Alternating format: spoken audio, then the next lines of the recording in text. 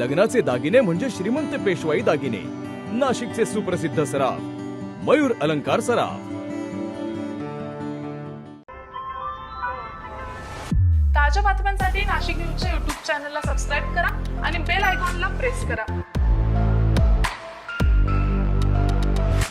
नाशिकच्या पंचवटीमध्ये 32 वर्षीय तरुणानं गोदावरी नदीमध्ये उडी घेत आत्महत्या केल्याची घटना समोर आली आहे। आत्महत्येपूर्वी पत्नी आणि वडिलांना मोबाईलवर सॉरी मेसेज केल्याची माहिती समोर आली आहे।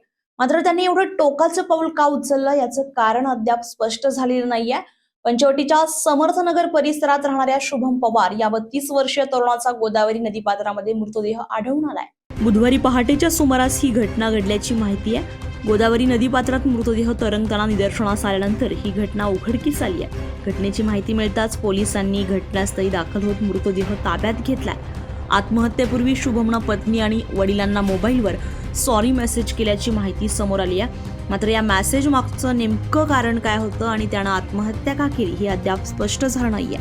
या प्रकरणी पंचवटी पोलिसांनी आकस्मिक मृत्यूची नोंद केली असून पुढील तपास सुरू आहे। संजय परमार, नाशिक न्यूज, नाशिक। ताज्या बातम्यांसाठी नाशिक न्यूजच्या YouTube चॅनलला सबस्क्राईब करा आणि बेल आयकॉनला प्रेस करा।